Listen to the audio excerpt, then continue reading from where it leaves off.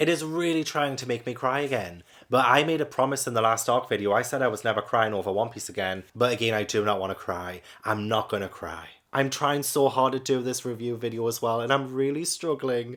I'm struggling so hard to even talk about this arc after the last one. God damn it as well. I said I wasn't going to cry.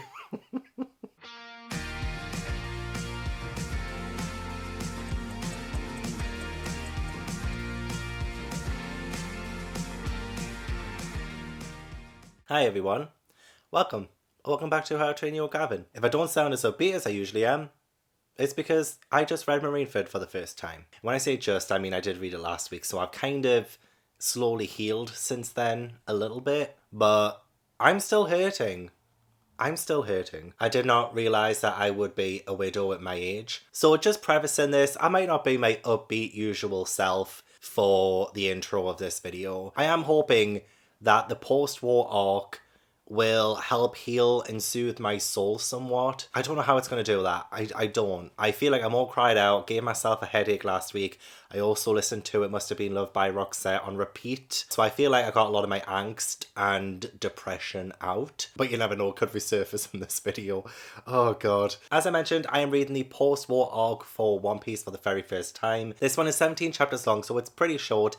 And it runs from chapters 581 through to 597. So I'm slowly inching towards that 600 chapter milestone. I'm really excited to get there. Unless somebody else dies in that chapter, then I'm not reading it. I'm pretty sure I didn't talk through all of the things that I loved about Marineford in the last video because I got so emotional. I mentioned this with my One Piece channel members in a live show that we did recently, that I feel like a lot of my reviews in the past couple of arcs have been clouded by my love for Ace.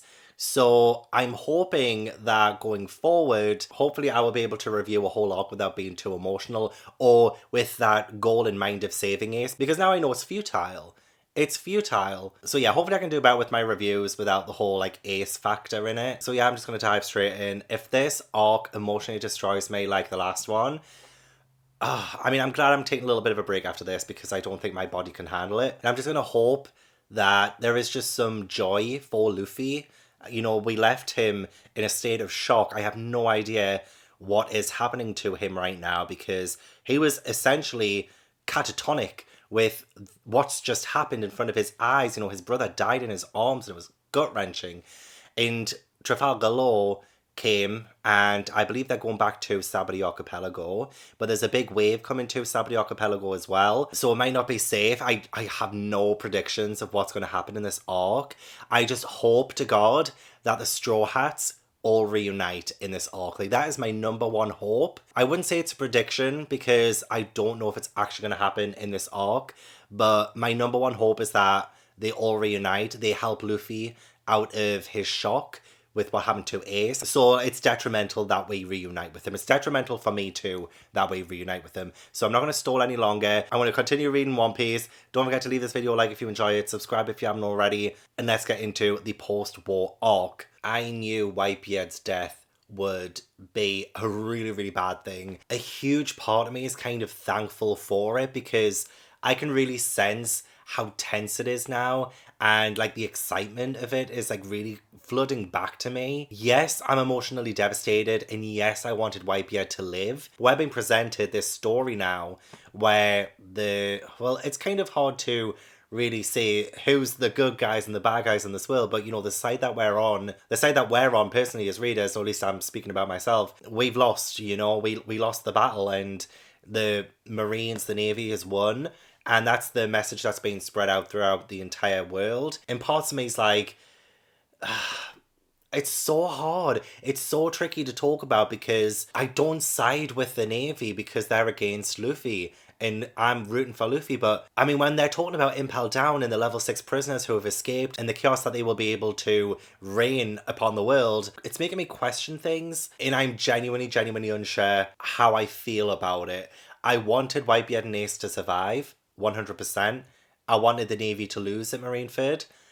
But even as they're talking about it now, they can't have their reputation be soiled. And a loss at Marineford is like, that would be the final nail in the coffin for them. But then what would happen then? You know, I can't quite picture what it would be like if the Navy had have lost and what the world would perceive them as. Because they do kind of come across as a bit of a joke, you know? A lot of the warlords have been taken down. Some of the warlords even switch sides in the battle in Marineford. And their reputation is really, really bad. So they're trying to cover up the level 6 prisoners who have escaped from Impel Down. And I find that so fascinating because the repercussions of them not putting out wanted posters for them. I mean, I assume that they don't put wanted posters out because they want to cover it up. So, like, what are the implications of that? What does that mean for the future? Does that mean a level 6 prisoner who has escaped, are they on the run without any consequence? And will they then commit more atrocities in the future? Which is why now I'm reconsidering the whole prison escape of Impel Down. I mean, I love that arc so much. But when I think about the genuine world criminals actually escaping, it is quite terrifying, and it's something that I don't think is such a clear-cut thing in this world. There's so many layers to it, honestly, which is a testament to the incredible writing style of Order. But getting to see a world after Whitebeard, terrifying. Honestly, I've got chills, absolute chills. I mean, the power dynamics now are shuffling. We got another name in the 4 Emperors as well. So there was someone called Big Mom was mentioned. I have no idea what's going on there. Honestly, I don't know Big Mom. I don't think they've ever been mentioned before, but I thought that was quite interesting to note that they're another one of the 4 Emperors. Like, what's going to happen with them? What's happening with the Warlords now? And especially since, oh my gosh, Doflamingo, I think, has been sent to assassinate Gecko Moria, who was honestly quite pitiful in the battle in Marineford, I'm not going to lie. Like, he shouldn't really be called a warlord. He's quite weak when you really consider it. So Doflamingo is assassinating them. I mean, it doesn't show Gecko Moria actually getting killed or anything, but I'm being led to believe that that's what's going to happen. And how much more ruthless are the Navy going to be now moving forward? Like, even with their own side. I'm just, oh gosh, the possibilities are endless. And I'm scared for every single scenario that's coming. Especially since we also see some pirates, you know, go into a place where Whitebeard had once brought peace to. And they're like, oh, well, have you heard the news? Whitebeard's not here, so here we are, about to cause bloody havoc. I'm just like, oh my god. One thing I didn't mention in my Marineford video, which I'm kicking myself out now, because I think I was too busy crying over Ace, was that Whitebeard did declare that the One Piece is real, and that is like one of the best moments of the entire arc, and I didn't bloody mention it. And if anything, I thought that was really strategic from Whitebeard, considering with the Navy winning, morale is low. Morale is low, so by declaring the One Piece is real, which, you know, was before he died, of course, I don't think he had the foresight to know that he was going to die, but it did seem like he was ready to die at Marineford. You know, he said, there is no ship that will take me to the new era, or something like that. So, like, he probably didn't plan exactly to die, but, like, if death came, then he would be absolutely fine with it, and it did, you know, so that's really sad. But with him declaring the One Piece is real, I feel like instilled so much hope, and, you know, like, especially since it's been, a long time since Goldie Roger passed and initially revealed the One Piece, and by having Whitebeard exclaim that it's real before he died, has kind of given all these generations of pirates newfound hope within a world where there is no hope. Like, I felt like I lost all of my hope at the end of Marineford. I felt like a shell. I felt numb, and I still feel numb, and I still feel hopeless, you know? But by having Whitebeard declare the One Piece is real and saying how it's affected a lot of the pirates, it's just, it adds more gravity to Whitebeard's final moments, I guess. So I absolutely loved that. But going to Luffy, we only really got to see a very brief thing with Luffy because he is with Trafalgar Law. They're with a lot of the escaped prisoners from Impel Down. Boa Hancock has managed to find him, and she's asking after him, and it's through that we find out that Luffy has undergone surgery from Trafalgar Law, who I believe is the Surgeon of Death or something. And I'm so excited, one, to find out more about Trafalgar Law, but two, to see how Luffy overcomes whatever's just happened to him, you know? So yeah, we've got a long road to recovery ahead of us, but I truly believe in Luffy. I really do. Oh, and another thing as well, there is another pirate called Brownbeard. Like, how many bearded pirates are there? What we're gonna get next? Beigebeard? Greenbeard? Like, when does it end? But Brownbeard better not be anything like Blackbeard. Blackbeard scares the shit out of me. He scares the absolute shit out of me. I cannot have another Blackbeard running around. So I don't know how important Brownbeard is going to be. I don't know if this is just a name drop for now, and then we'll get Brownbeard like in 100 years' time, I don't know. But I'm not ready for another big villain, you know? So hopefully Brownbeard is a good person. If not, hopefully it's going to be a while before we come face to face with him. I can't have any more battles or wars or anything right now. Marineford took everything from me. Oh, I'm so torn on this chapter, man. Oh, okay. I expected us to get some Ace flashbacks in this arc. I'm not going to lie. I feel like it was a given. I'm glad though. I'm glad we're going to start getting some Ace flashbacks.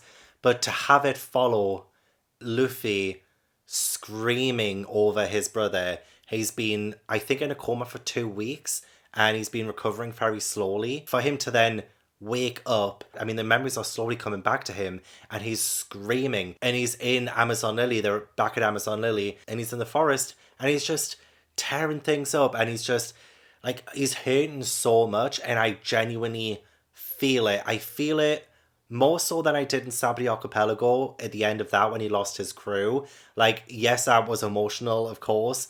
It didn't feel as intense as it does in this chapter, I think, when he comes to the realization that Ace is definitely dead. He said something about twisting his cheek so hard in the hopes I wake up, but he wouldn't wake up, so it must be real. And Jinbei's there as well to confirm it. And oh, Luffy's pain and agony. Honestly, this entire saga, the Summit War Saga, Paramount Saga, whatever you call it, from Sabri Archipelago up until now, it's just non-stop Luffy bashing. What did Luffy do to Oda? What was Oda on while writing this saga? Did he have some kind of vendetta against Luffy? He was just like, you know what, how can we cause maximum pain and maximum damage to Luffy? And the reader as well.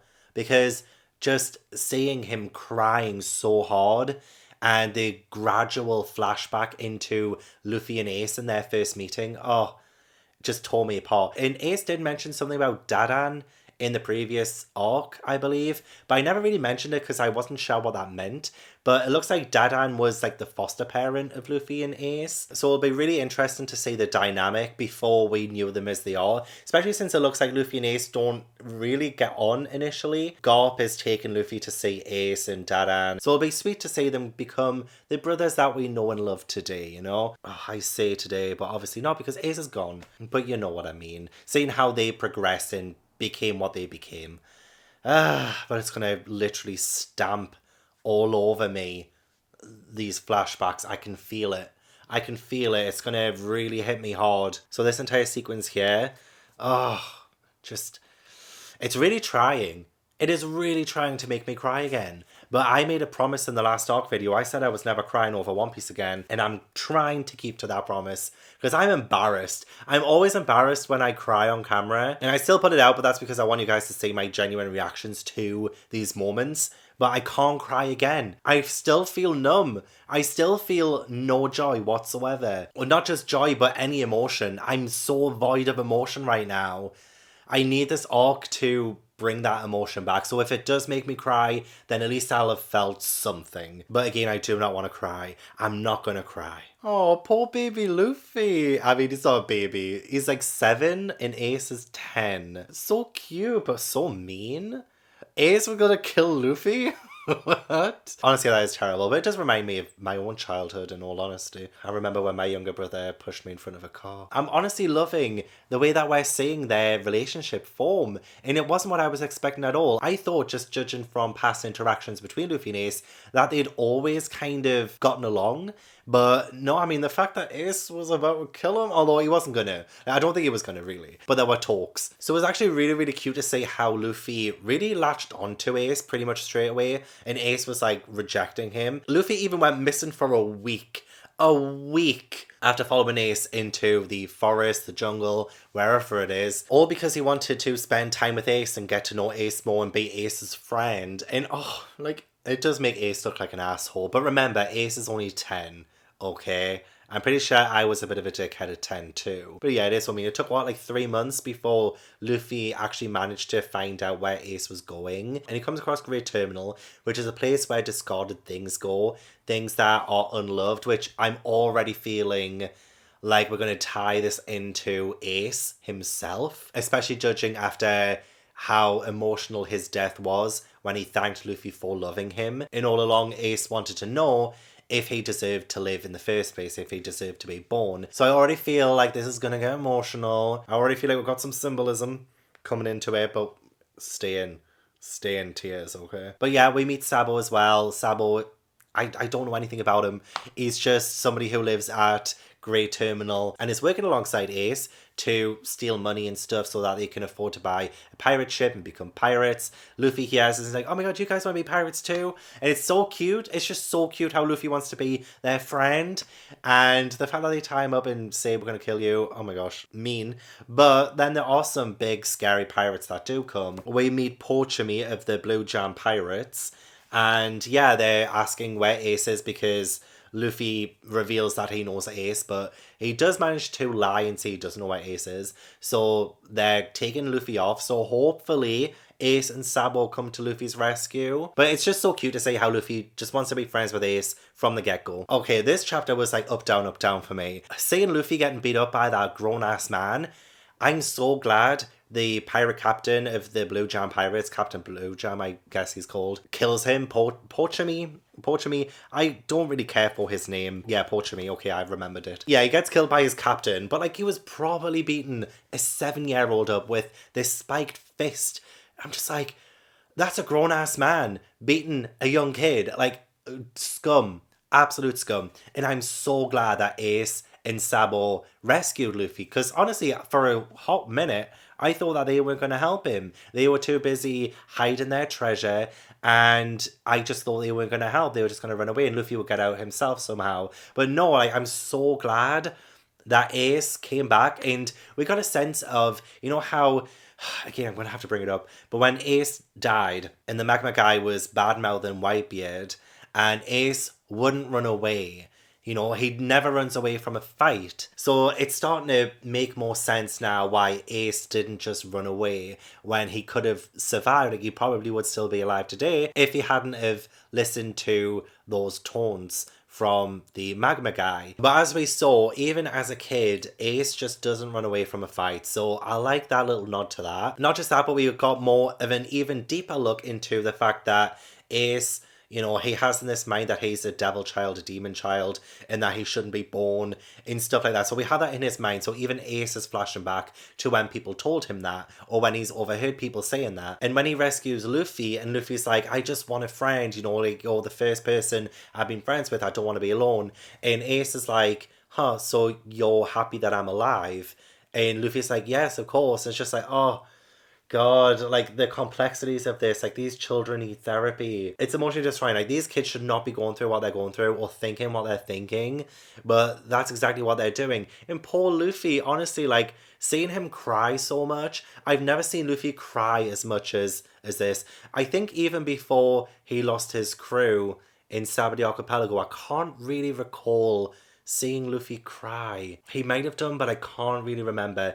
And then obviously when Ace died, and then at the start of this arc in Amazon Lily when he's woken up from his coma, it's like, wow, I didn't realize just like how much Luffy can cry. And like, that's not a bad thing. It's not a bad thing. It's just, I'm seeing this whole other side to Luffy. And after this whole saga, I'm realizing he's not as strong as other people. And he's got so much emotion, so much emotional baggage within him. And for the longest time, I don't really think I got a good chance at seeing Luffy as anything other than the rubber man, fight, really funny, really inspiring kind of guy. I never got to see the emotional layers beneath Luffy until this saga, you know? I probably said that in totally the wrong way, but I'm just so glad that we're peeling away the layers of Luffy in this saga, and I feel like these flashbacks, not only does it help me understand Ace more, and obviously tear my heart a new one by seeing Ace as a child, but also to add complexity to Luffy as a character. He does have so much emotion, and I haven't really got to say that before now.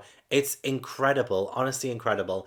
And I'm really liking Sabo as well. Even though they weren't very nice to Luffy to begin with, Ace and Sabo, they were kind of like bullies, but at the same time, like, they're kids, and they're going through so much, you know, there's just so much on their shoulders. And Sabo, I love the fact that when he approaches Dadan, and because it looks like they're actually gone to live with Dadan now, because the place where they were before isn't safe for them anymore because of the pirates. When she says, I heard you're a dirty little troublemaker, and he says, oh, I heard you're a nasty old hag. And he just has this smile on his face with a missing tooth. Like, they're just so cute.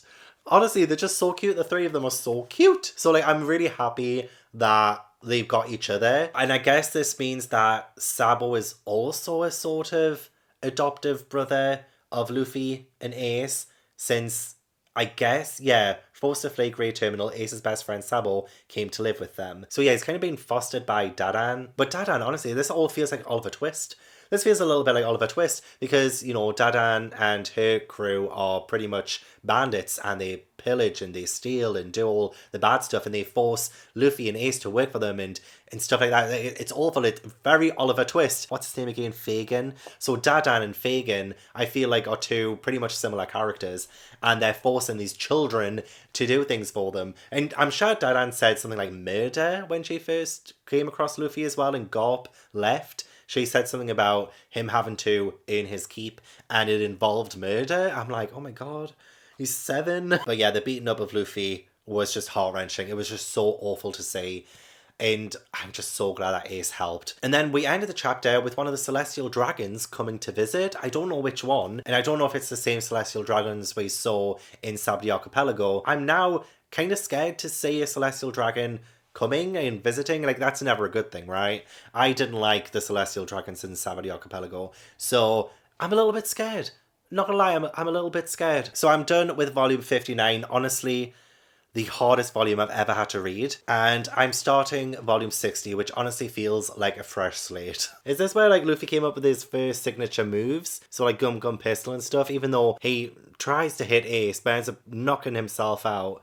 Hilarious. It's moments like this where it makes me appreciate Luffy more, and, like, how he becomes, like, such, well, you know, like, he is a strong pirate in East Blue, and when we first meet him and stuff, and he's, like, so great in the fight, and it's so great to see, like, where that stems from and where his moves come from as well. Love that. But again, like, the fact that he couldn't really beat Ace, and I'm pretty sure there was a line, maybe in Alabasta when we met Ace, when Luffy said that even with the Devil Fruit, he still couldn't beat Ace in a fight when they were kids. And that's just so incredible to see. I love seeing that play out. I'm really liking Sabo too, and I'm a little bit torn actually with Sabo because, yeah, now there's kind of like the three of them as brothers. But I feel like why I found Ace's death so impactful as well is that he was, in my mind, Luffy's only brother. That was like more heartbreaking when, you know, that is Luffy's only brother.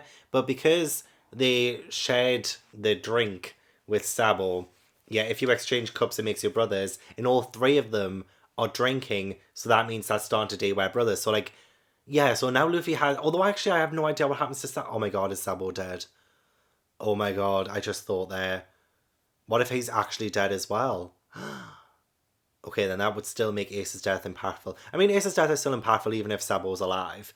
But I kind of like the idea of just, like, Luffy and Ace being the main brothers, you know, and then the death really...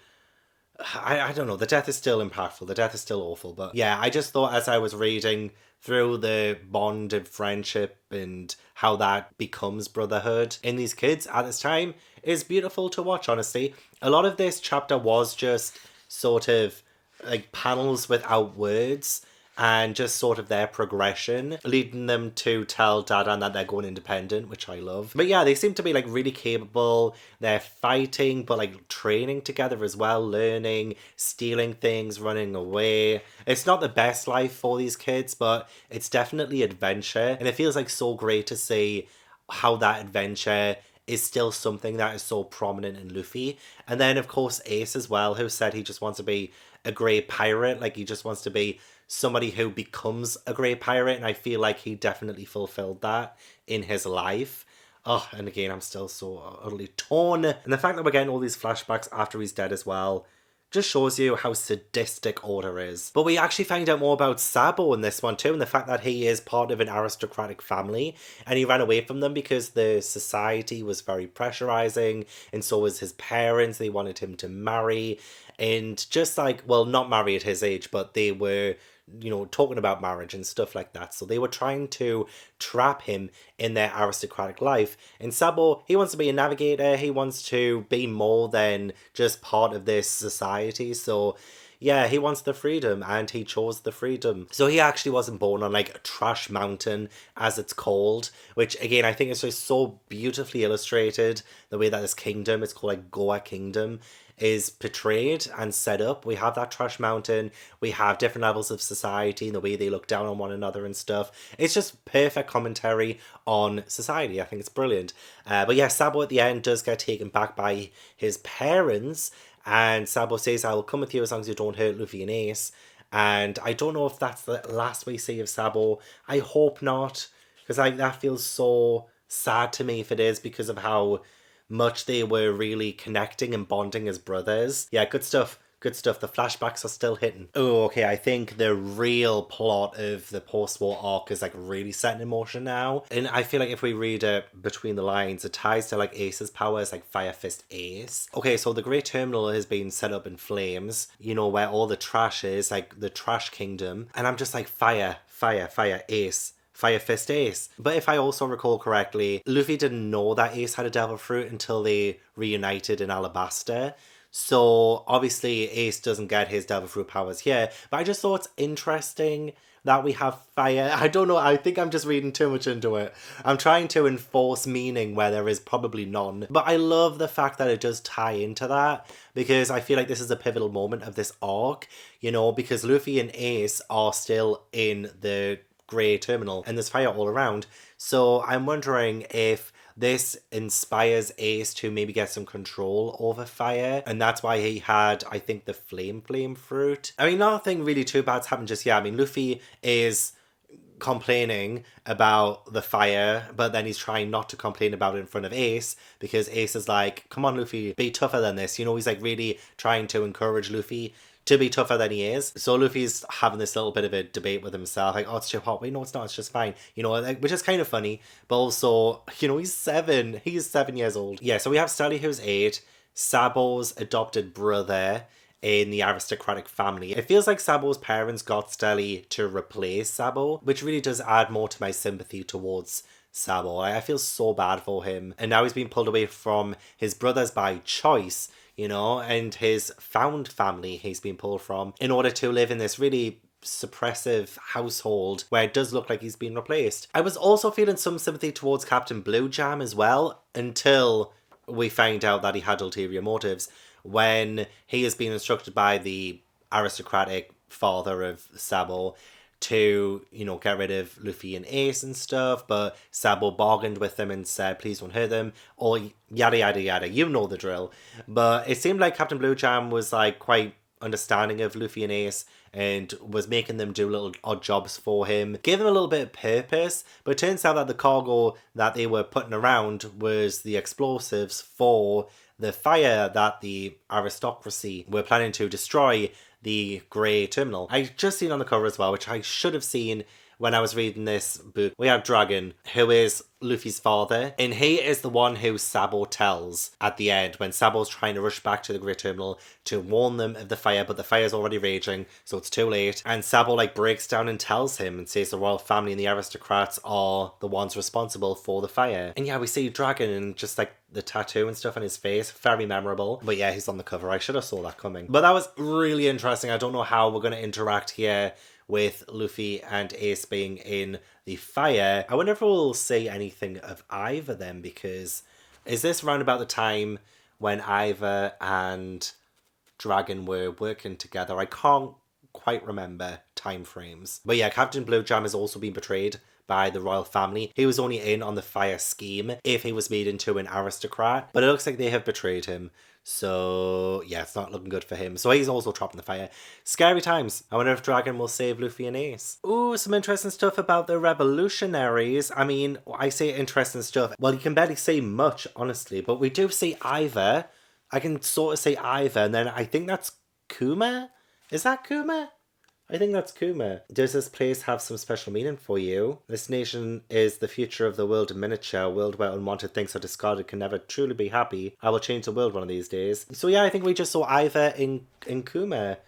in the panels there. That's interesting. Oh, I'd love to know more about the whole revolutionaries and what they did together. That's why I said in the last chapter review, isn't it? Like, I want to see like Ivor and see how that played into things. Oh, interesting stuff. Also, is that the last we see of Sabo? Because he just took off on a ship, more like a boat. But I mean, I love that for him, don't get me wrong. I love that he's chasing his dreams. But I do wish, I don't know, he said goodbye to Luffy and Ace. Although I don't know where Ace is. Ace or Dadan. So like in the fire and stuff, Ace protected Luffy. And I think he used Haki. I think. Sometimes it's hard to follow a lot of the panels because so much happens. And sometimes the connection between them gets a little bit lost on me. But one of the pirates was about to stab Luffy, and then suddenly they're all on the ground when Ace shouts no. I'm just like, that reminds me of something. That reminds me of people using Haki in the past. So, I mean, I could be totally wrong. It could be the fact that Ace, like, knocked them all out and Oda just decided not to illustrate it. But it looked like Haki to me. I absolutely love, though, when Dadan did come to the rescue too, Dadan and the bandits. Because I kind of did write Dadan off. They did seem to be exploiting children and a not very good person. But Dadan and, you know, her bandits have come to help, and she ends up standing alongside Ace when all the rest of them take Luffy away, and Ace won't leave. Ace won't run away. And again, so true to his character that we've seen.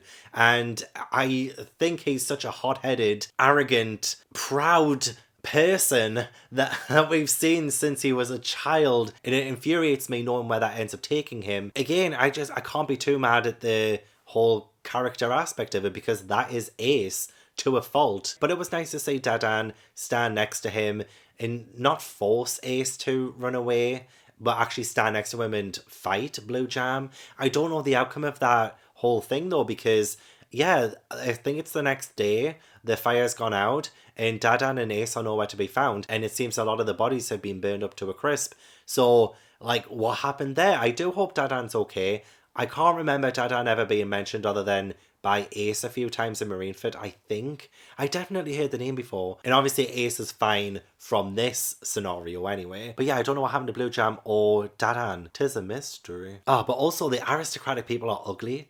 Like, really ugly. Like, say when this ugly little child was talking about how the people who live in Trash Mountain deserve it because it was their fault that they weren't born aristocrats.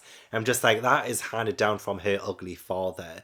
And his ugly father, it really does highlight how ugly this society is. But just the designs of them, like, she is one ugly child. And I try not to say that about children, but she ugly. She ugly inside and out. But it's not exactly all her fault. It's how she's being raised. And she's going to become an awful, awful person. Oh my god, Oda didn't just kill a child, did he? I know I said before, and it makes sense actually because, yeah, why have I never heard of Sabo before? Unless I have and I forgot. The poor kid. I shouldn't laugh, that's awful. But yeah, he was on this boat. He had the pirate flag sailing just as a celestial dragon ship was coming into it. Saint Jalmak? I don't think I've seen him before. He looks like, is he that ugly, awful one from Sabri Archipelago? No, I think they had a different name. I mean, I can barely see him, but just like the bottom of his face looks a bit like the guy that Luffy punched in Sabori, but it could be a different person, I guess. Anyway, yeah, the ship's sailing past, and they just shoot at poor little Sabo. There's a child on that boat. If he hoisted a pirate flag, that makes him a pirate. Besides, how dare that lowly peasant cross my ship's path? So they, like, explode the ship, and his poor hat is like on fire. Oh, and it's in the water. Oh my god. Oh, and then just as that happens, Ace comes back with Dadan on his back. So it's like we lose one brother, and then Ace turns out to be alive, which is great. But then, of course, Ace fucking dies and all. And what I love about this chapter is that Ace allows himself to cry too. He keeps criticizing Luffy for crying. He tells Luffy that he needs to be a man and men don't cry. And then we have this letter from Sabo that Ace reads. He's gone off on his own and he just lets the tears come. And honestly, sometimes all we need is a good cry. And I feel like as One Piece fans, you guys know all about that. And the last thing he says is Luffy is still weak and a crybaby to boot, but he's still our little brother. Take care of him. Oh, it just makes Ace's death, again, like that much more impactful, considering Ace died protecting Luffy from the magma guy. I genuinely don't know how I feel about this. Seriously, like, I like Sabo, and I feel like he had such a great dynamic with Luffy and Ace. Oh, I am sad that he's gone. But now Luffy is genuinely alone. And I feel like that adds, well, in the present day anyway. In the present day, Luffy is not alone because he does have his found family with the Straw Hats. You know what I mean. But like, in terms of brotherhood, Sabo's gone and now Ace is gone. Oh, Luffy, how do you comfort someone after this? You know? I've got no words. Damn it, I had Ash on me the entire chapter, and then as soon as I tried to turn the camera on, he left us. Ugh. Ash is my cat, by the way, if this is your first video. Oh my gosh, I love this chapter. I love this chapter. I mean, again, I feel awful over Sabo. And I love the fact that Luffy, even when he leaves, he kind of doesn't really acknowledge the fact that Sabo died, just that he was the first to go out to sea, and then Ace was second, and then Luffy's third, but he's not going to lose to them. So he's not exactly being ignorant to the death, he's just kind of like, oh, Sabo was the first to leave, you know? It's hard to put into words, but it did give time for Luffy and Ace to get a lot closer, even though we kind of skipped through quite a lot of their life. We do end up seeing Luffy fighting so hard to get stronger and like seeing how weak he is compared to Ace and even Sabo back in the day. It's such a wake-up call for Luffy, and he's trying so hard and he just can't seem to get better. Oh, but my heart broke, but was also so grateful to see Ace at 17 leave for the first time. You know, oh gosh, he still looks so young there. I know this was only, 3 years ago compared to the present day. So this was 3 years prior to Ace's death. Ace, the son of the Pirate King, has grown up hidden from the world, and his departure was a quiet one. But he does get strong, he does become a famous pirate, and he lives a life that I feel like he was proud of by the end of it. But before this, at the start of the chapter, it did get quite emotional. And again, I just found it such a great connection to the present day, with Luffy saying, I want to get stronger, and dealing with the loss of Sabo and how determined Luffy is to get stronger. It honestly makes the present day hit so much harder. Like, why did this come after Marineford? Because I feel like it's trying to get me again. It's like Oda's trying so hard, especially when we get to this. Remember this, Luffy, I'm not gonna die. And in a way, he hasn't. Because if we remember what Dr. Hiruluk said in Drum Island, Ace will not die. He's not dead in the general sense of the word. He's physically dead, yes. And that kills me, again. But he is going to live on in Luffy, in the stories about Ace. That it was just a powerful speech in Drum Island, okay? And I feel like that's what we're getting at right now. Ace isn't ever going to die because of Luffy and because of how important he was for Luffy.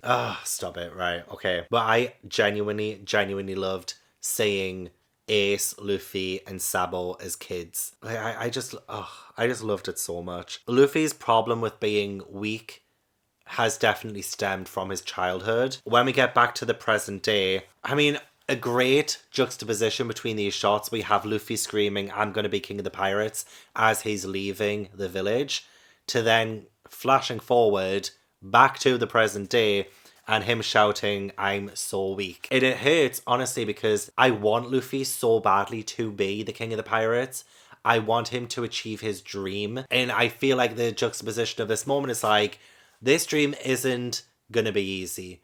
And I was definitely lulled into a false sense of security after the arc after arc after arc of Luffy winning and being the best, to him losing and losing someone so important to him and being part of Marineford and that war there and being essentially the weakest person there in a way. So can Luffy actually be the king of the pirates? Like, it's sobering. It's such a sobering moment. And I just hope Luffy doesn't blame himself too much for Ace's death. He did technically save Ace. He got the handcuffs off him and they were about to leave. But then Ace protected Luffy and paid the price with his life. If it wasn't for Ace, Luffy would probably be dead right now. Honestly, the whole thing is just so fucking sad. I hate it. I hate it, but I love it at the same time. I want to see our crew too, Luffy. Oh, stop. It's going to make me so sad. Also, I have Ash and he won't let go of his bed even though I'm trying to pick him up. I have my crew. Oh, and the talk that Ace has with Jinbei as well. Saying about how he, came across Luffy for the first time in 3 years in Alabasta and he felt relieved. He felt like he could leave Luffy, no matter what happened to him. He was relieved that Luffy had a crew, that he had people to look after him. I remember when he even said to them as well, take care of my little brother Luffy. He's probably a handful. Gives you guys plenty of grief. He was just like the best big brother ever, honestly. And it's like making me so upset again, but I won't cry. He has a crew of his own that he can depend on. He'll be okay no matter what happens. I feel relieved. But Jinbei is trying to talk Luffy down because Luffy is obviously torn apart. Having Jinbei there, honestly, I love him. I love Jinbei so much. And he's talking sense to Luffy. And Luffy, yes, he's grieving. He needs to realize that he still has something to live for. And it's his crew. Like, and honestly, seeing the panel of them all together again, I'm not doing it. I'm not crying. I'm getting so close though. I'm not going to do it. Because I've missed them so much. I have missed them. I haven't seen them in like 3 arcs or something, and I hate not having them. I need to see them again. This is the only way I'm going to be happy. Same as Luffy, like I'm living for that day when they reunite.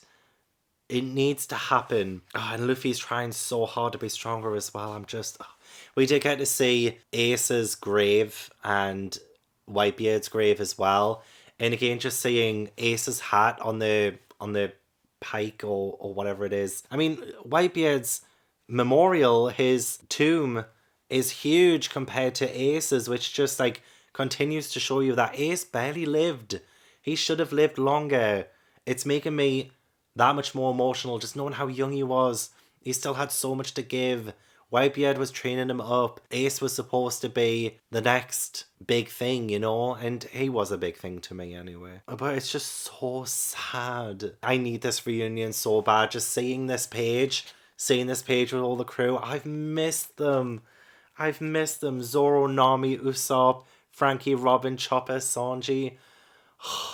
Like, you don't know how much happiness it will give me. I mean, obviously getting rid of Luffy's crying face there because he'll make me cry. Just seeing their faces again. This is the hope that I need after all of my hope was dashed away in Marineford. I need to continue on. Honestly, I was going to take a break and continue reading tomorrow, but I'm holding out hope now that we reunite with the Straw Hats. It has to happen.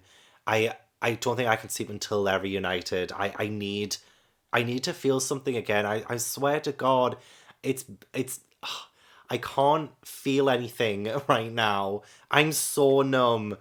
I'm trying so hard to do this review video as well, and I'm really struggling. I'm struggling so hard to even talk about this arc after the last one. I just need them back together. It's the only thing that I can handle. It's the only thing that I want. It's just destroyed me. Honestly, it's just destroyed me. And reading this arc, part of me feels like I should just scrap everything I filmed because my heart just isn't here. My heart isn't here anymore. I'm struggling so much. But I need to see the Straw Hats again. God damn it as well. I said I wasn't going to cry. Okay, I had my little crying moment. And then I remember, just as I started the next chapter, that there was a moment between Garp and Daden, because Garp comes back to the village and like the Goa Kingdom, and Daden like punches him and says, Ace was right there, and Luffy was right there. Like, what's wrong with you? You always put your job before your family. That's what I've said the entire time. But then, what's her name again? The lovely lady who's been in so much of One Piece that I'm just like, the one who, you know who I mean. I can't remember her name, but she's lovely. And she says, look, Garp's hurting more than anyone. And you can tell as well, like, Garp is hurting. Like, what's just happened in Marineford, it was the worst thing to happen, honestly. And even Garp knows that.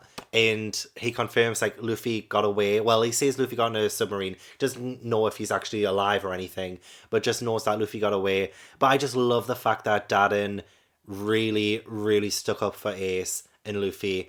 Even though, like, to begin with, from the flashbacks, they seemed like such a bad parenting figure, almost like a bad kind of foster mom. But at the end of the day, she really came through. She really proved me wrong. Just because she's a bandit doesn't mean she's like an awful person. Yeah, she did make children do awful things, but she loved them. She loved them. She even cried when they all went away. When Ace went, when Luffy went, she actually cried. She actually cared about them. And when she sees Garp, two rights, she smacks him in the face. And I love that. I've probably been saying her name wrong the entire time as well. Okay, I have both my babies. I've got Tobu right next to me. I've got Ash lying on me. Hello, beautiful man. You can just see his little face there. Okay, Tobu's left. Hello, beautiful. Oh, he's drooling. Are you drooling? He keeps lying on me and then leaves, and then lies on me again and then leaves. Like, he can't make up his mind. But talking about the chapter, I'm a little bit confused by what's going on. A little bit. What has Chopper seen in the newspaper about Luffy? Luffy did this, but why now? Like, what? And then really said something to Luffy as well that we aren't privy to knowing just yet. Because Luffy says, I want to meet up with my crew again. But then really it's like, are you sure you want to do that? I have a suggestion. Whether you accept it or not is, of course, entirely up to you. And like he's bringing up like, oh, remember what happened the last time you guys were together on Sabdi Archipelago? And are you just going to repeat that fiasco? And especially considering Luffy's struggle with perceiving himself to be weak now, I doubt Luffy will want to do anything that will jeopardize his crew. So, oh god, am I going to have to wait for the reunion? I don't want to wait for the reunion. I need them reunited now. Never mind. But really, oh my god, Daddy, really, am I right? Like, he ended up crossing the calm belt, like, by swimming, defeating a sea monster, all by himself. Like, what is his power? I mean, Luffy could never do that, and obviously because he's had a devil fruit. But, like, wow, like really just continues to impress me so much. And also Kuma as well. Okay, so apparently Kuma, I think Kuma sent Luffy to Amazon Lily purposefully now, because Kuma had said, I'm a leader of the Revolutionary Army. I want to help the Straw Hats escape this place. Let me explain myself. I don't have much time left. But then that little flashback cuts. So I'm like, but my theory was that Kuma was helping them. Which is why I didn't get so emotional at the end of Sabri Archipelago, because I knew we wouldn't have eliminated them. And I did at the time think that he sent them all to the same place. But now, thinking about everything, obviously if I reread it, I'll get more emotional, because this time away from each other has killed me. It has absolutely killed me not seeing them together. But a lot of people brought up a really good point with my Marineford video, and when I was doing my members only live show, was that if the Straw Hats were in Marineford with Luffy, most likely some of them would have died, because they would have been the weakest of the bunch. And I can honestly say that and agree with that. So I'm glad that they weren't there with Luffy. So Kuma sent them all off to different places, I guess to save them all. And he doesn't really spell that out or anything. We do cut off the flashback before he really says anything of note. But it makes sense, right? But yeah, I wonder if this means that it will take a bit longer for the reunion. Damn it. But also I can see why, but also damn it. So we actually got to see Usopp and Chopper again. I mean, we did see them in the cover stories previously, but now Usopp is trying to escape the island where there are gigantic insects, birds, things like that. And he can't seem to be able to get past a lot of the creatures there. So I think he's also trying to get so much stronger so that he can leave the island. And especially since he knows about Luffy's brother, and he says, if I'm not with him when he needs me the most, how can I call myself his friend? Which, is beautiful. Absolutely beautiful. And then Chopper as well, he hears about it, and he says Luffy needs me. So we do see that these Straw Hats, or at least two of them so far, know what's gone on, and they are going to try and find Luffy and try and get back to Luffy. So I love that. I really do. I'm just so intrigued by what the hell really has suggested and what Chopper saw in the newspaper. What has Luffy done? It is so good to see how the Straw Hats are each trying to escape where they are. Frankie's was hilarious. He has ended up destroying Vegapung's lab. There was a self-destruct button and Frankie was like, I'm not going to press that. And there was a button with a skull and crossbones, which, you know, he thinks is a pirate symbol, so he touches it.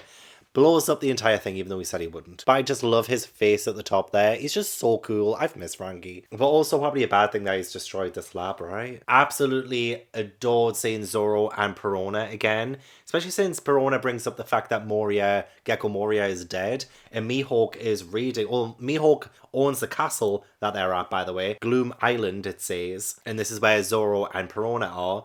And Mihawk is reading the paper of Moria's death, and Perona is upset about it. But he says that there's something about the article that doesn't sound right, doesn't sound believable. So he's suspicious now. He's definitely suspicious of what actually happened to Gecko Moria, and I guess that will seep into Perona. I wonder if we will see more of Perona after this, because once Zoro leaves, and Zoro's fighting these baboon creatures, once Zoro leaves, like, will we see her again? I don't know, but I do quite like her.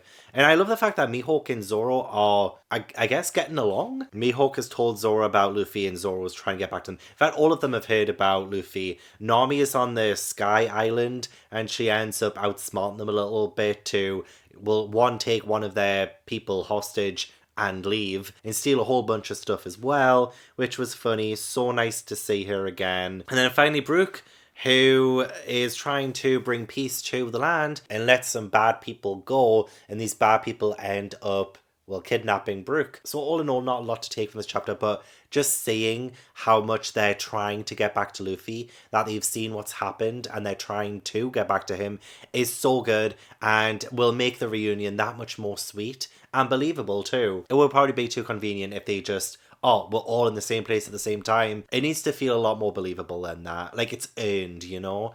And it sounds like the Straw Hats who have been split up are earning their escape. So now we just have Robin and Sanji. So I wonder if the next chapter will follow them and how they're trying to escape their predicaments. Oh my god, what is the message?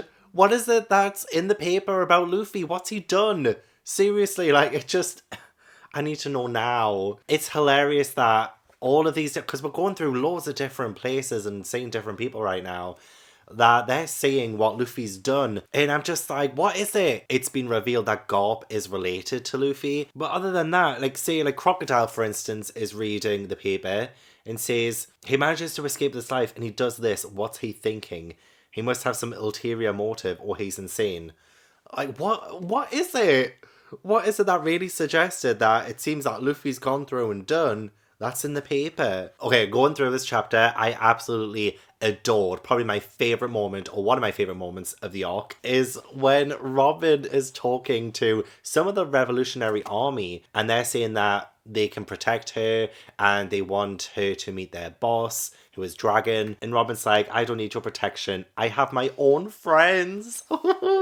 Robin, I love you. I'm so happy to see Robin so determined to reunite with her friends. Because I feel like, even though she has been part of the crew now since, well, the very end of Alabasta started Jaya, it still feels like she was away from them for, like, Water 7 and most of Enies Lobby, and then they've been separated since Saturday Archipelago. I still feel like Robin's finding her feet with the crew, but it's just so nice to see that she's just 100% in. You know, I mean, I know she was from Enies Lobby, like, we had that huge moment with her, and she has been part of this crew, and I feel it, I really do. But, like, just these moments just remind me of, like, how detrimental the Straw Hats are for Robin and how much she is just invested in them too. And Sanji as well, trying to get information out of Iva about the whereabouts of Luffy and to, like, bring him back up the wanted poster, which is honestly still hilarious. And how Iva doesn't want to tell him where Luffy is. He's like, if there's just like a 0.1% chance of you being part of the Navy, you're not finding out this information. I'm not going to tell you. But then they do have a fight. Well, Sanji says, I will duel you. And then Iva just completely wipes the floor with him. Just proving, again, like the Straw Hats, if they were at Marineford, yeah, they wouldn't have stood a chance. But then Iva gives Sanji the paper and he's like, what, Luffy? What has he done? What's he doing? I need to know now. Can you tell that I'm getting, like, happy again because I'm seeing the Straw Hats again? It just feels good, you know, it feels right. I freaking love it. I freaking love it so much. We got to see Vivi as well. Vivi was reading the paper. I always love it when we get a little snippet of Vivi. We saw her briefly in post Enies Lobby, I believe. It seems like pirates all over the world are trying to be a bit more bold now that Whitebeard's not there. And we see that Alabama in Alabaster almost had an attack, which they had to defend from. So yeah, it's great to see the different things. Crocodile's going to the new world. Buggy. I love Buggy because he's like, do you know which way the wind blows in this world? It's not to the east or to the west. It blows for me. I love it. I love the confidence in that. I love how involved he is in himself, and he deserves it. He really, really does. After everything he's been through since Impel Down and how much I've been loving him, he deserves the wind to blow for him. But he was so emotional reuniting with his crew. Even though, yeah, they did give up on Buggy right away. Still, though, it's still nice for them all to be together again. Oh, also, again, sorry, we had so many different people. But we had Duval as well, who's still looking after the Thousand Sunny. And they haven't been aboard the Thousand Sunny in so long. That poor ship has been there at Sabadell Archipelago this entire time without her crew. And I just feel like, oh, poor Thousand Sunny. They've barely used her so far. But Duval, Carmi, everyone is like looking after the ship. And then Kuma comes. And he doesn't seem to be the same. Because I can't remember her name. But she is like on Rayleigh's side. I'm pretty sure she was running the Mermaid Cafe or something. Like she was running one of these establishments, and she's like, stay calm, he's the one who came to see Ray the other day. You're on our side, right? But then he's like, beep, because it's not Kuma anymore. Kuma is gone. Like, what is up with Kuma? Like, what have they actually done to him? Like, I'm so intrigued to find out more about Kuma, especially since it seems like the last thing he did was pretty much save the Straw Hats. It's just so interesting. Like, my mind is blowing again. This is what I love about these smaller arcs that happen kind of after a big, huge arc, is that it just encaptures my intrigue that much more. Post Enies Lobby did the same, and now post-war. Oh gosh, I just can't get enough. I can't get enough. And I was a shell a few chapters back, but I'm starting to feel like I'm living again. Okay, I'm not 100% sure what message Luffy sent the Straw Hats. It meant something to them. Zoro's the only one who couldn't really figure it out. But then again, neither can I really. So he rang it 16 times, the Ox Bell. Luffy goes back to Marineford, rings it, makes the newspapers. He's there with Jinbei and Rayleigh. And apparently it's like a secret message for them. 16. All I can think of is that it's like a time thing. Because if he wasn't ready to reunite with the Straw Hats just yet, maybe 16 means like 16 months or something like that. I mean, it was revealed by someone called Killer, and there was quite a few different introductions in this chapter as well. I'm trying to wrap my head around it. And again, it goes back and forth between different people. It's rung each year 8 times to give thanks for the past year and 8 more to pray for the coming year. The Navy has a custom of ringing it 16 times. That's what 16 rings means, but this isn't the right time of year for it. This is his declaration that a new era has begun. Or, because he rang it 16 times, maybe it means like it was 8 times for the previous year, 8 more for the coming year. So maybe it means 1 year? I don't know. I don't know. But you know what? Seeing Luffy there in Marineford and having the straw hat over his heart. Oh, he's got a tattoo on his arm as well. I just realised that. I didn't realise that at the time, but it looks like he's got some markings on his arm. Anyway, it almost reminds me of Ace's, but I can't really say that well, so I don't know if it's the same. Anyway, yes, with him going back to Marineford and doing that, kind of shows that he's starting to heal, at least from what's happened, which is an amazing thing, honestly. Like, he was inconsolable a few chapters back, and then really shows up, Jinbei is there, and it seems like they've managed to talk something into Luffy. So that is honestly so beautiful to see, and I'm so happy. Love the fact that pretty much all the Straw Hats except Zoro understand what it means. Oh, also Kobe, does he have Haki as well? Is that why he could hear voices in Marineford? Because there was a moment where I was like, what does this mean? Why did he say something about the voices? So it must be something to do with Haki. So that's interesting. I didn't realise Kobe would have that. There's just like lots of things going on. Blackbeard is running amok, running rampage in the New World. The 5 Elders are trying to fill 3 empty seats of the warlords. Garp has resigned. They're getting Sengoku to resign as well. Just like lots of stuff going on. It's probably too much going on at once. Eustace Kid as well is a little bit scary, not gonna lie. He just looks evil. Like, I quite liked him in Sabado Archipelago, don't get me wrong. We did fight alongside him for some of it. But he is kind of terrifying, let's not lie. He is a little bit scary. Maybe a little bit mad. He reminds me a little bit of the Joker. Also, is this a UFO? Am I being totally dumb, but it feels to me like it's some kind of UFO. And considering Inaru is in space, I that could potentially be it. It sucked up a ship. Capone Gang Beige. Someone who, I think this is some kind of Godfather reference, because he looks a little bit like the guy from Godfather, and he's being called Godfather. But the ship gets sucked up into this UFO thing. Is it a UFO? Is Inaru behind this? We had Brownbeard again. This Basil Hawkins person, I'm pretty sure we have seen before, says, "Your name's so ridiculous, I thought I misheard you. The shadow of death is on your face today." So I don't know if maybe this is Brownbeard's end. And I wouldn't be surprised, because it is a bit of a ridiculous name. And what does the end mean? Honestly, I'm just so confused, but like not in a bad way. Like, there's just a lot going on. There is another random ship, a part of the sea called Paradise, and this old woman saying, "Would you like an umbrella?" It's just an odd way to end the chapter, because I don't know. It's raining down lightning. Would you like an umbrella? Head monk, someone is coming towards us. Who is it?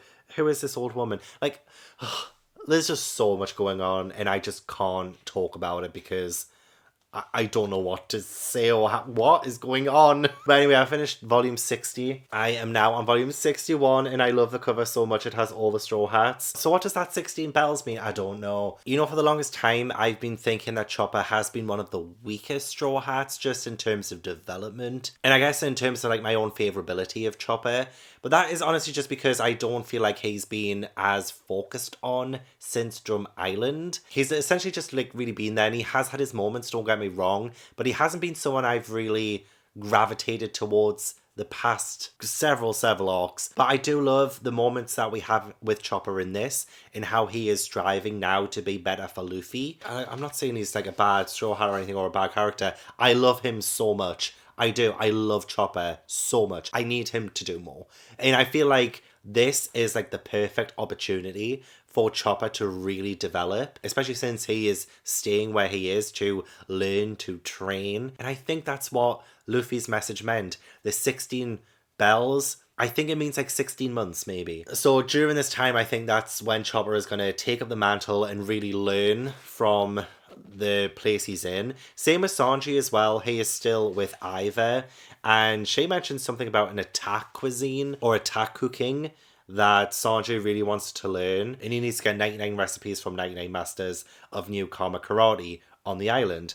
So that is what I guess Sanji's going to be doing. Other than that, Blackbeard has taken down one of the supernovas, I believe she is. She's Jewelry Bonnie, and Blackbeard has taken her down, and I think she's been arrested now by the Admiral. But seeing all of Blackbeard's crew, like seeing each and every single one of them, oh my god, like this is the worst crew I've ever seen. I will never ever want to cross paths with them. They are just terrifying, disgusting. I hate them, but I love them as bad guys, you know what I mean? So really interesting to see that. And it also looks like Gecko Moria isn't dead either. Trafalgar Law doesn't want to go to the New World just yet. Interesting stuff. But not a whole lot to say about it. Yeah, okay, I think the message means wait, get stronger. Because I love how perfectly connected we are getting to what Kuma did to the Straw Hats in Sabado Archipelago and where he sent them. Because each of these places that these Straw Hats are at will help them in their own ways of getting stronger. I freaking love how that all connects, and how it's just like, oh, this beautiful thing. It's perfect. Like, we started the saga off with Sabado Archipelago. The Straw Hats got scattered, but I feel like we're all going to come back and we're going to be so much better for what happened. We have Nami in Weatheria, I think it's called, the Sky Island, and she's learning more about like the weather and using the weather and learning different things about the weather of the New World, which is where they're going to end up going. So they need all of this skill and knowledge in order to do that. You know, and Nami is like, I mean, it was so beautiful having Nami have the flashbacks back to Arlong Park when she said, "Luffy, help me." Oh, that moment. beautiful. Probably the first moment I realized I would love One Piece. Not just like it, but love it. And just the way she talks about how Luffy is so reckless and that he needs her, especially so that he doesn't get killed and stuff. And she's just so in it. She really, really wants to become better and stronger for Luffy. Oh, God, this crew is just the best crew ever. And then Brook. Providing the laughs as he always does. He's still in this cage, so he needs to escape, but he's gonna he's gonna perform to them. Listen to my new single, Born to Be Wild. It's so silly. Robin is on her way to see, well, Luffy's dad, the leader of the revolutionaries, and she says, Luffy, will I be able to grow stronger by seeing the world through your father's eyes? This is the first time I ever wanted to be stronger for someone else's sake.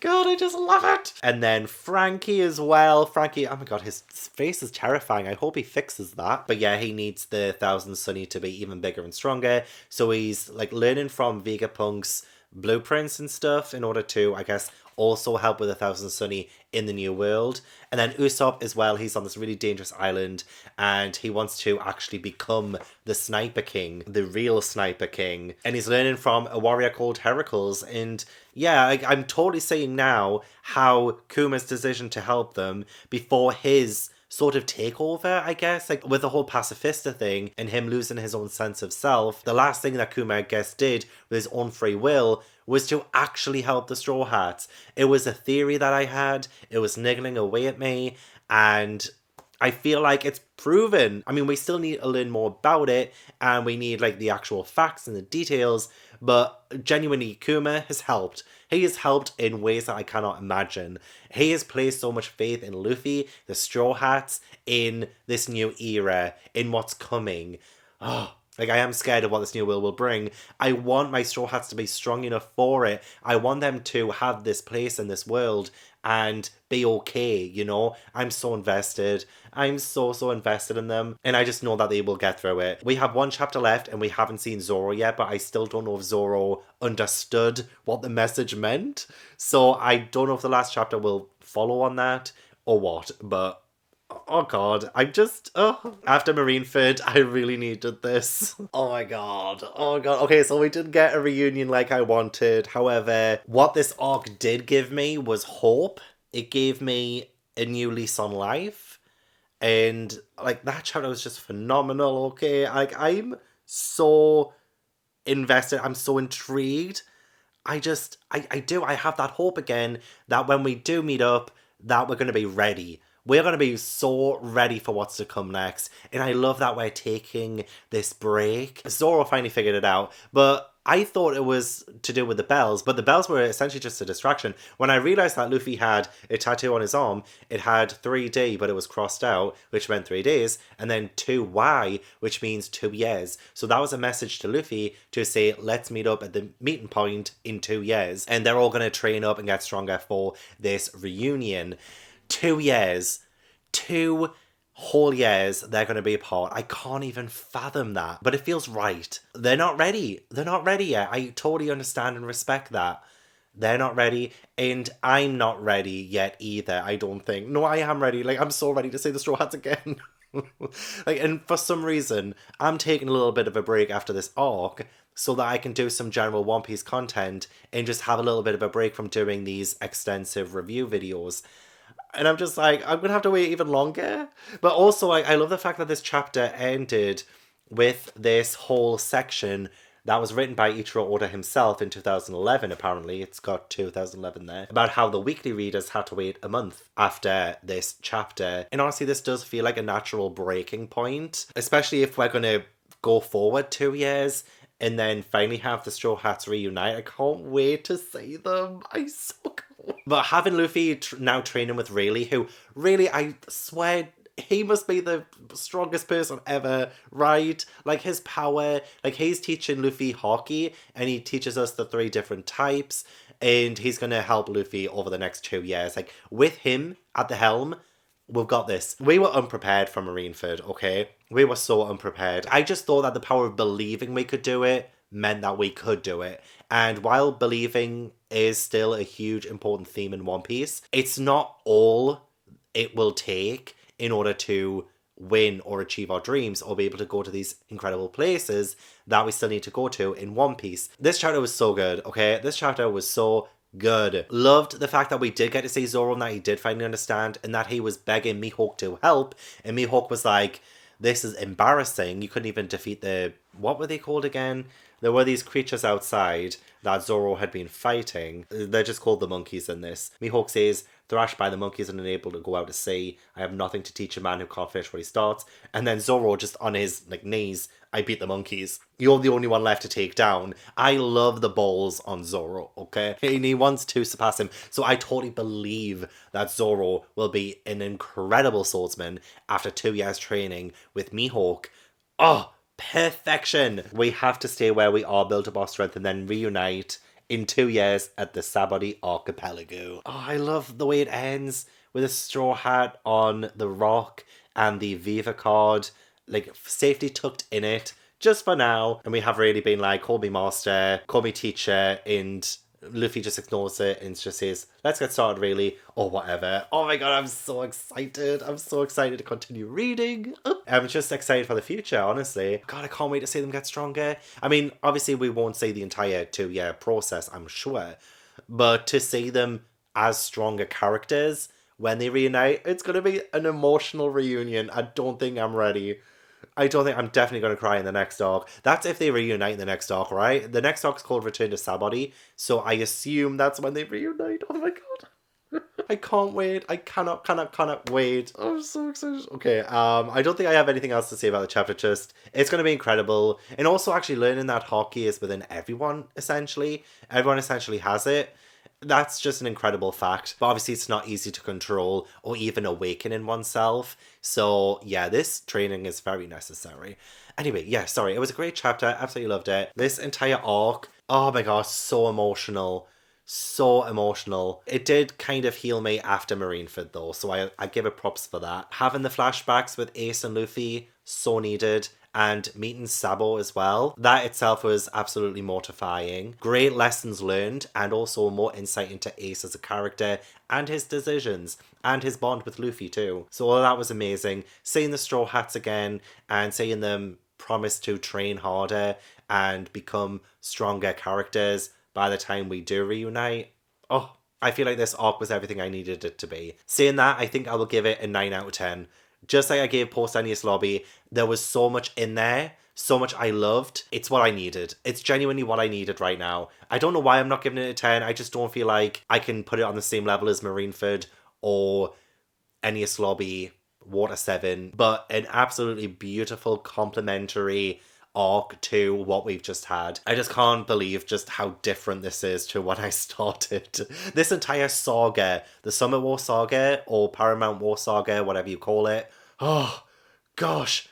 It's been the most stressful month of my life. I think I started the Summit War Saga a month ago. Definitely the most stressful month of my life. But absolutely loved it as well. Oh my god, I loved it. I loved it. I loved it. Oh.